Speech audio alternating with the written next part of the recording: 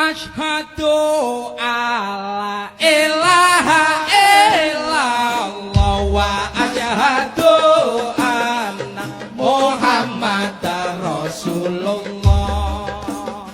Kanjeng Nabi Muhammad iku kawulane Allah, utusane Allah. Kang Rama Raden Abdullah, kang Ibu Dewi Aminah, ingkang lahir ana Mekah, hijrah ing Madinah, jumeneng ing Madinah, gerak ing Madinah, seda ing Madinah, sinarekaken ing Madinah. Bangsane bangsa Arab, bangsa Rasul, bangsa Quraisy, utawi yuswane Kanjeng Nabi Muhammad iku asaweda taun punjul 3 taun.